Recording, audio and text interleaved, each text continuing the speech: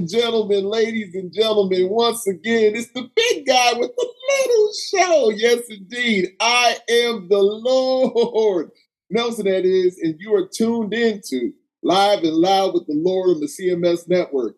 And we have a very special guest, a super talented musician, singer, songwriter. He's a bass player extraordinaire. And so if you take that B in bass and you say bad, right? The B stands for bad, and then you got ASS. Well, he's a badass, man. I'm just saying, man, it's just what he is, man. He's doing work. He's a great husband, a great father, and he's in a few bands that are some super dope bands, and we're going to dive into all of that. And I'm going to stop talking so much. We're going to let him talk a little bit. Now, we're going to let him talk a lot, man, but handle some business. So, ladies and gentlemen, without further ado, I'd like to welcome to Live and Loud with the Lord, Mr. Pete J. Farley. Bless you. Thank you. Hell of an intro. Man, what's going on, my brother? Thank you, man. Once again, I'm thankful and grateful to have you here, man. So I'd like to start off 2 questions with everybody. The first is, where are you from? New Jersey. Born and raised. Still here. Yeah, man. I always used to say I'm in New Jersey, the cop in New Jersey. Anyway, that's some other stuff. So what's the best thing about being from New Jersey? Well, Jersey, it gets a bad rap, but I mean, there's a reason there's so many reality shows about it. Mm-hmm. You know, we got everything. We got the mountains, we got the beach, we got,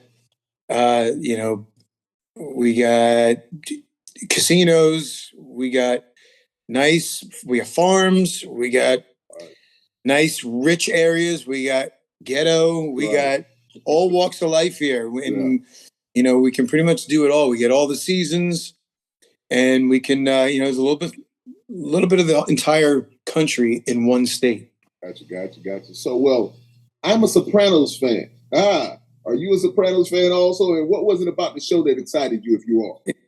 Well, yeah, not only a reality show, but an HBO show. Yeah. We filmed in my county. So I grew up.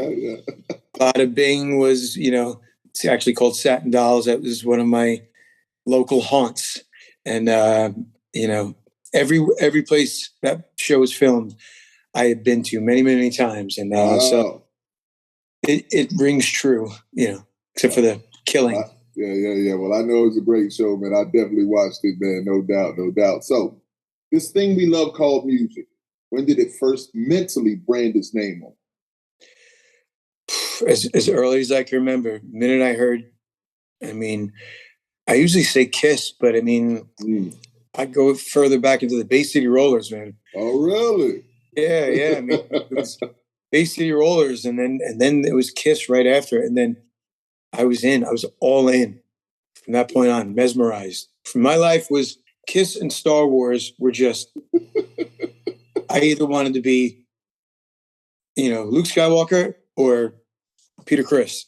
You didn't want to be on the other side. You didn't want to be on the dark side.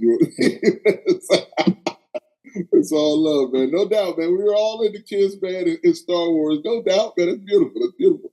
So how many different instruments do you play, or is playing bass what you do just very well? Well, I appreciate that. I'm just kind of a jack of all trades, master of none.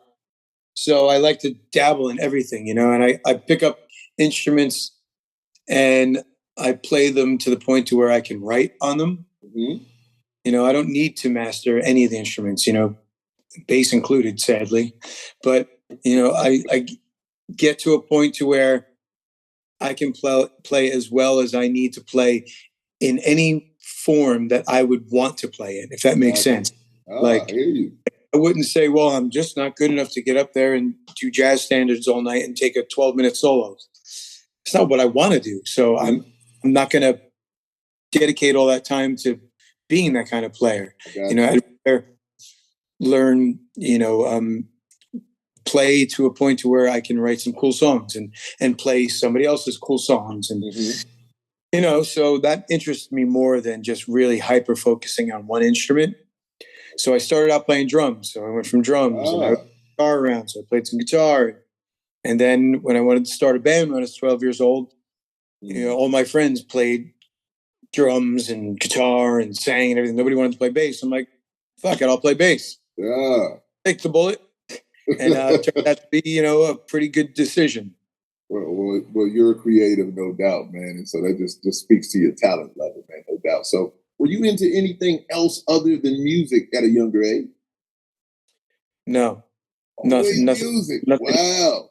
nothing even entered the force field. It was like right That's in. awesome. You were that focused, though. Yeah. Man, that's great, man. I think you're probably the first one that said that, man. You know, somebody plays football, basketball, or baseball. You were just into the music, man. Yeah, I mean, I got my first record deal when I was a senior in high school. Wow. And who was that with? What was that with? Trixster. Trixster. Awesome, man. Goodness. Yeah. I love that, man. I didn't know that, but that's beautiful. That's beautiful. So, since we talked about Trixster, let's talk about the other bands before we get into Fozzy. So, Trixster and Ra, and there's a few more, but tell me about the other band. So yeah, Trixster was the band that I kind of put me on the map. Mm-hmm. And after Trixster, Steve Brown and I, the guitar player, we put a number of bands together for a couple of years. And then in 2002, I joined Ra. And then 2009, I played with Lita Ford for 4 years, and then put Ra back together. And then I started playing with Eric Martin from Mr. Big. Right. It's probably people I left out. So and now I'm like Ra, Trixster, Eric Martin, Fozzy are all firing on all cylinders and keep me busy. Hey man, well that's a beautiful thing. So yeah. Well, let's get into the Fozzy now. Let's talk about Fozzy. So Fozzy is a big gun with some big names with immense popularity. So how did you become one of the important bullets in the Fozzy gun? Nice. Well, it turns out Chris and I have been friends for a really long time. Okay. We talk every day, like 1,000 times a day, because we have like probably 10 different text threads and group threads aside from just our. So during the lockdown, Fozzy had a run of shows booked for August, and Randy, who was playing with him at the time, just wasn't comfortable playing, leaving the house. And, you know, at that time, it was kind of a sketchy time. And a lot of people were taking necessary precautions, which is perfectly understandable. Wow. So he just didn't feel comfortable leaving. And so Chris and Rich were like, they tell the story. They text each other at the same time. What about PJ? Yeah. So I was like, yeah, man, I'm there to help you guys out. Whatever you need, I'm in. Let's rock and roll. So I was really just kind of filling in, and more stuff came up after that, and I was called to do that stuff. And then before you know, it was like from the day I got on the bus, it just felt right. Let alone off stage, just on the bus. It was like, it feels good, you know, all just gelled and got along great, and mutual respect for each other. And I love the music. So it translated on stage. That worked. So it was all right. They're like, sorry, you're not going home now. Well, I mean, that chemistry means a lot, man. And you know, Chris and Rich, you know, definitely, you know, have such a good personality. Billy also. What's your drummer's name? Because he came in also. The drummer you have now, not Frank, of course, but what's your Grant Brooks. Grant Brooks. I mean, just all talented and really tight and dope individuals. You guys really have something that is gelled so well together. You can tell. You know, you guys are having fun and enjoying yourselves, and the music sounds fantastic. Who's the producer that produced these last two albums? Johnny Andrews. Johnny Andrews did a magnificent job. And hot hands. Hey, listen, you guys are just having a great time, man. And we are. When you're out there being able to be on stage and have a good time with each other and not have to argue about stupid stuff, and that's always been my thing. I just want to get on stage and have a good time, man. That's what we're there for. Hey, miss me with all the madness. I'm not trying to argue with people, man. I'm just, listen, man, I don't have time for it. Let's just have a good time, play this music, and have fun with the fans. And you know what? I think that's the beautiful thing about Fozzy is that, and probably the one thing that I noticed once I met everybody is that we're all in the same kind of age bracket. We've all been doing this a long time. We're all at the point of our lives where like we appreciate, although, you know, anytime us as musicians get to travel and make a living doing what we're doing. Right. We're appreciative, but sometimes we can get a little cranky, a little entitled. You know, the bad stuff floats around. But if you can weather that and get through it, and then you land at a point in your life where you're like, it's all good. Nothing. There will be adversity, but here's how you handle it. 100%. When you get to a certain level, you learn how to handle stuff so it doesn't shake the foundation. And I think we all work out on that frequency. So we're all very appreciative, which allows us to just have fun. And if you see us, you've seen us live. You were there. Yes, you saw us. We're all having a blast. And that's what that is. We don't let the pitfalls of touring and whatnot get to us. We appreciate that we're able to do it. We got to deal with a couple of lumps. That's just life. There's a hell of a lot worse lumps that we could be taking. So, you know, we just have a great appreciation for our ability to do this. That's awesome, man. And I definitely respect that, man. And it's just, you know, even my little time of being out there on that road, man. Yes. You know, I'm a big guy, so get my big 6'5", 300 pounds at the time, you know, jumping up in those bunks and everything like that. But it was still an amazing experience. Right. I had so much fun. And I always tell the story of, you know, my first time meeting Chris is I got into Paris and I kind of put my ass on his side of the bunk or whatever. And I didn't know his wife was there also. I didn't know that was his bunk. But I was trying to get in my bunk, but that was across from his because we were about to take the bus and do the Stuck Mojo tour. And all of a sudden somebody kicked me in my ass. I was just like, what the hell? And so when I got in when I finally met him inside the venue, I said, hey man, I said, Toad, may he rest in peace. I said, Toad, whose bunk is right across from mine? He said, oh, that's Chris's bunk. And I went up to Chris and said, hey man, you kicked me in my ass earlier. He said, you put your ass in my bunk. So just great guys, man. And of course, you know, nothing but love for Rich. Rich is my guy, man, forever, man. I thank him so much, man. And anyway, I'm not trying to talk about me, but it just reminded me of just that's Chris, good stuff. You know, just Chris being a wild dude and all of just great stories and all, man. But so playing in all these different bands, have there been any challenges for you juggling multiple bands? And has it been easy or difficult to transition back to the vibe of the other band? No, I've always been able to juggle bands because I really do enjoy it. You know, it's been a little crazy this month because literally every week I'm playing in a different band, a different set list. Right. So even for me, it's been a bit much, but I like it. I like it. You know, it keeps you on your toes as a musician. Only till recently had there been a couple of scheduling conflicts, but I mean, I've been so blessed not to only be in a bunch of great bands, but my schedule has always worked out amazing. Wow. Like crazy stuff. Like I've done stuff where I play in Miami, New Jersey, New York in 3 different things in one day. Oh, really? I've played in North America and South America in the same day. I've done...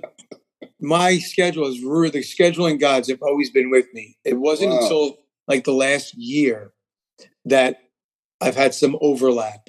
But I've been able to cover it and, you know, get away with it, not creating any problems for anyone else, which is always one of the one thing I'll always stick to is if I ever come into a situation where me being in a bunch of bands causes a scheduling problem, I'll never lay it on another band and go, hey man, I'm not going to be there for that. So, you know, get that covered.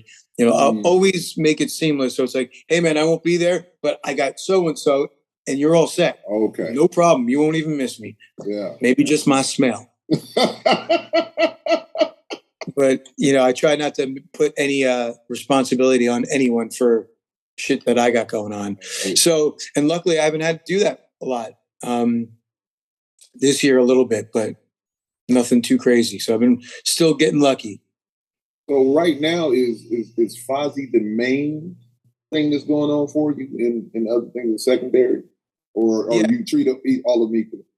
Yeah, no, Fozzy is definitely my priority because I mean Fozzy's at a level where, and the great thing about it is we're at a level to where we can dictate when we tour. Awesome. So we kind of have a cycle. and it repeats every year. Pretty much, it's spring, fall tour. And pretty much like every other summer, we'll do spot dates, maybe a short little run to do a festival here and there. Right. Last summer we did that. This summer we took off. Therefore, I knew in advance how to book. Yes, indeed. So it definitely it works to an advantage. And being that it's at that level, you know, I got to respect that bend, that it allows me to stay on a cycle, and I can work everything else around it, basically. That's love, man, that you're able to do that and work around. And so those timing constraints or the freedom that you've gotten, that has allowed you to do whatever, man. I'm telling you, it's a beautiful thing, man. I know you're blessed and thankful for it, man. Indeed. So what is it about music that continues to feed your soul, man? I wish I could tell you, man. It's like the mafia. Sometimes when you think, man, all signs are pointing that I should not be doing this anymore. You're like, I gotta do it. You know, it's like, or if you didn't get to, you know, the record business is so terrible nowadays. Like, why even bother writing a song? It's like, here we go. I'm just writing a song just because I want it, because I have to. It's in you. It's, you know, if it's in you, it's in you. And that's end of story. I say that. Not money. Yeah, good. I'm sorry. No, I said it's not money or fame. It's just something you got to do. I say that all the time, man. And it's, music is just a time machine for me, man. It's just, I don't know. I tell people, man, music is my drug. I've got to have it. I've got to listen to it. You know, a lot of times it's just like to get by myself and just be somewhere by myself and just listen to music and enjoy music just with me, because I know where it frees your mind. Yeah, I just know mentally where I go, and I'm over there. And you know, a lot of times I was talking about my wife. She's just like, "You love music that much? You have to sing everything, you know." You sing my name. I'm like, Nina, Nina. You know, she's just like, do you? I said, I can't help it. It's just in my mind all the time, man. So it's love. So let me ask you guys. I'm sorry. So what? No, I was just saying. I agree with you. Yeah. So what has been? This might be difficult for you. So what has been your best show to date? The best show. You had a lot of them. What's been really good? In my 34 years of doing it. Yeah, see, I haven't done as much as you. See, I can always go to a certain show that was great for me. You know, the Bacon and Eggs Festival that we did, I didn't want to get off the stage. Everything seemed to be perfect. You know, Good Charlotte asked us to do 10 extra minutes. We did 15, and we just tore it down, and people told us that we saved that festival. You know, that is something that will always be with me forever. And it was such a great, and I've got some great friends to this day from off the road that I'm still friends with to this day. So that was an amazing festival for me. So I enjoyed it. So that's like my best one of all time. So I was just wondering. Wow. I got a lot of that. You know, I always go back to playing, you know, my hometown arena for the first time, the Meadowlands Arena in New Jersey. Got my first gold record that night and just had a big party backstage. Wow. It was like, you know, the moment you step on the stage at your hometown arena, place that you've envisioned playing your whole life, even though up to that point I was 17 when I did it. Right. A couple of years. But yeah, that was an out-of-body experience. You know, it was like, this is exactly how I envisioned it, and I'm doing it. That was a pretty incredible thing, let alone going backstage, having my friends and family and getting the gold presented by MTV. And, at 17 too? Yeah. Wow, man. I got chills from that. I'm visualizing it. Wow, man, indeed. So you said you got your first gold plaque. Now, who was that for? What song was that for? It was for the first Trixster record.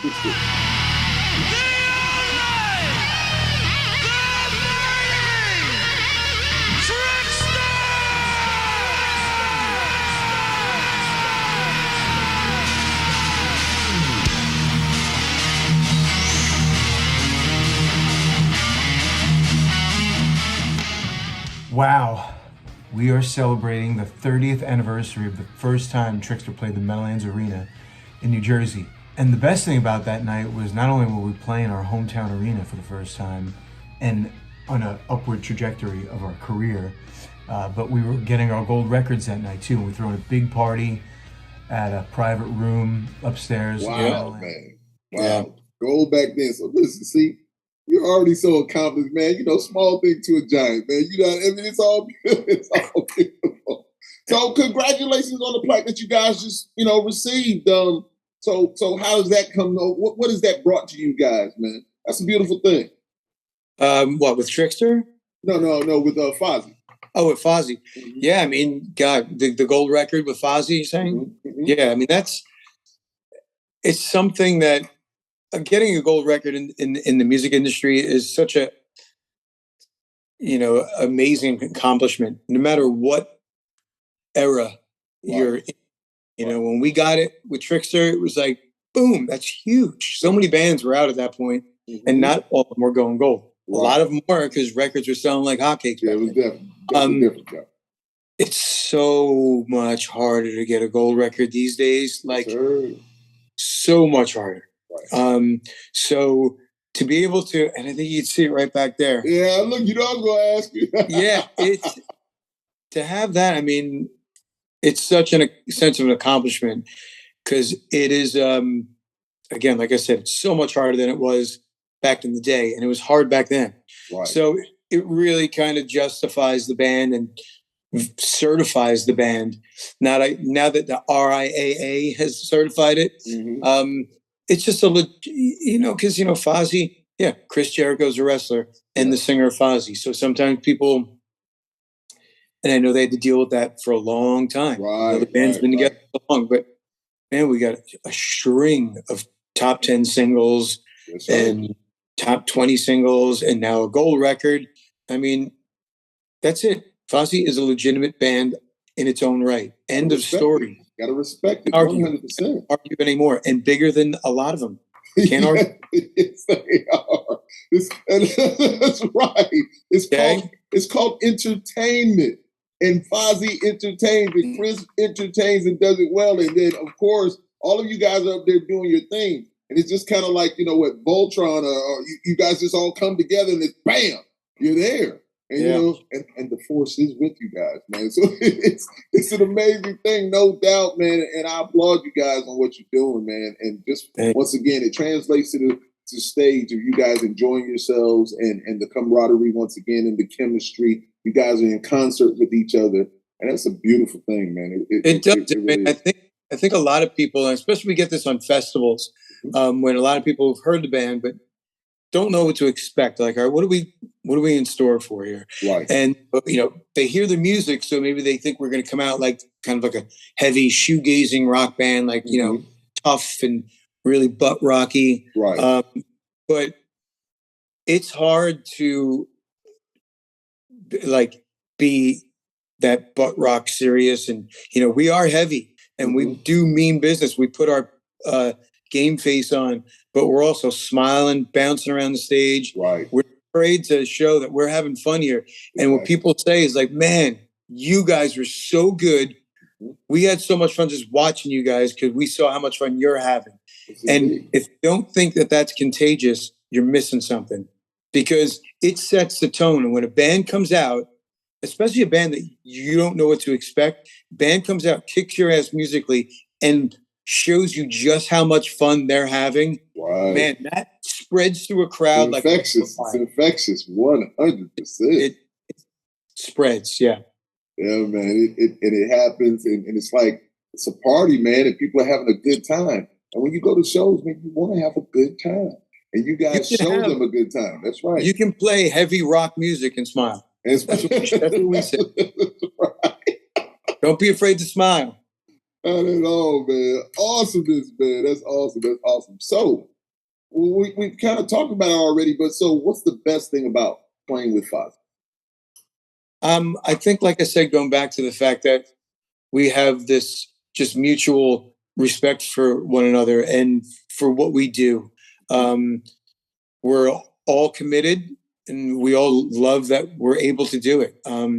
And also, you know, it's a pretty unique thing for a band like Fozzy to have been around as long as it has been around, and still be on not only an upward trajectory, a fast upward trajectory. It's just getting bigger and bigger. At this point in the game, most bands start to teeter out, or they go through that lull phase and then hope to kind of grasp, get back on the charts a little bit, Right. Every song is getting bigger and bigger. And it's a very, especially for me, it's a unique situation to see for any band. Even if I wasn't in the band, I would tell those guys, man, good for you. Look what you guys are doing. And look how long you've been doing it. Right. Still growing. Listen, great to be a part of it. Listen, indeed, man. And once again, being thankful and grateful, and it's just a great thing, man, to be honest with you. And you acknowledging where you are and what you're doing, and just respecting it. And a lot of people just take things for granted. And when you don't take it for granted and you're honored to be there, man, it just shows, man. And you guys really are having a great time, man. And it's just awesome, man. I mean, really, man. I'm just looking at you guys once again. I applaud you guys and what you're doing, and I'm happy for you, most definitely. Appreciate it. We appreciate it. Well, let me see what question 333 is. So, no, bro. We're good. We're good. So let me ask you this: is there anything else you would like to talk about before you plug all your good stuff? I mean, I could be here for days, man. I got so much going on. But I'm going out this weekend to do a couple of solo shows in Florida. I'm really excited about. I've seen the date today. It's like I've had every weekend, like I was saying, I've been in a different band playing different set lists. And back towards the end of the spring, I was like, oh, I have a weekend open. Let me go play songs off my records. Right. So I think that in. So I'm going to have some fun with that and see some friends, go down to Florida and, rock out, just do a completely different catalog. And so that's going to be fun. And then I get home for a day and then I go out for a week with Ra and get to go back out and put on that show for a week. So I'm looking forward to that too. I've been in that band since 2002. So, I mean, that's another fun band to play with. So, and then after that, I get 2 weeks of the summer to finish off the summer at home. Yeah. Just chill and enjoy. And then September 8th, Fozzy starts saving the world again. So you've already played on the cruise also? Yeah. How was that? How was that for you? Incredible, actually. It was my first time ever on a cruise. I'm not a cruise guy. Yeah, I've never been on one. Me and my wife, we were never like, people would go, hey, come on the cruise with us. We're like, just not it. I had to go do this cruise. So I was like, all right, I guess I'm doing a cruise. Well, I loved it. I loved it. And then, ironically, the first cruise I did was Chris's second one. Mm-hmm. I did that in January, got off the boat. 3 days later, went and did Shiprock with Ra. So I did my first 2 cruises in 2 weeks period. I was like, this is awesome. I'm a cruise guy now. I'm going to go get my cabana wear from the attic. Oh, my goodness, man. You didn't see Captain Stubing or anything like that, right? Exactly. So, yeah, I'm looking forward to it. We got it coming up again February 2nd, so I can't wait. Indeed, man. That's just a good thing to have those kind of things, to stay busy at what you're doing, man. And I know that, I'm working on some new music also, but, man, doing this podcast has just been so great for me. I've enjoyed myself so much. It's great. It's been where I can just run my mouth and have fun. And, it's like, man, you love to ring? Yes, I do. I said, I love what you're doing. You get to just hang and chat with people you don't normally get to chat with, learn about them. It's fun to talk. It's fun talking to you, man. And, obviously I'm well aware of you and we met in passing when we were on the road. Yeah. But this is a cool thing. I mean, it's I love doing these things, and you got a great thing. It was a great idea to do it. Hey, I really appreciate it, man. And I just tell everybody we're having a conversation. This is not an interview; it's a conversation. So no need to knock. Just come on in, put your feet up, just have a good time. Yeah, exactly. Yeah. So if you don't mind, plug your social media stuff, man. If you don't mind. Well, I'm on almost all of them. I'm kind of slacking. Like, I still got the TikTok thing down. I have TikTok. You can go look look for me on TikTok. I'm there. I probably have like 40 followers. I'll get around to it. Instagram is probably the easiest one now at PJ Farley. Right. And I'm on Facebook too, but that's kind of, I don't know, kind of a dying breed. I have a PJ Farley Music Facebook page too. You can go and follow. Not much of a Twitter guy, so I'd say Instagram or, I have a YouTube channel. You can go check out PJ Farley and go blow up my TikTok. Give me some followers. There you go. I'm doing better on TikTok after talking to Sergio Vega and his wife. They let me know a few things about, putting me out there more and doing so. And it's worked for me. So my stuff has grown a little bit. So I'm like, good. I'm thankful. Shout out to Sergio and his wife. Yeah, man. But once again, thank you so much. Truly honored, blessed, grateful to have you here, man. Been a great conversation, my brother. And anytime that you want to come back and talk about any of the other bands, anytime, just hit me up and you're good to go. I'll make room for you, man. There's no doubt about it. Man. Awesome. Well, thanks, man. I appreciate it. It was great talking to you. Indeed. So, ladies and gentlemen, once again, it's the big guy. Love it. I am the Lord. Nelson, that is. And this is Live and Loud with the Lord on the CMS Network with the amazing, and I say it again, the amazing PJ Farley. Thank you, sir. Oh, the gun show. Boom! Thanks a lot, bro. I really appreciate you, man. Good talking to you. Yes, indeed. Bye. Peace.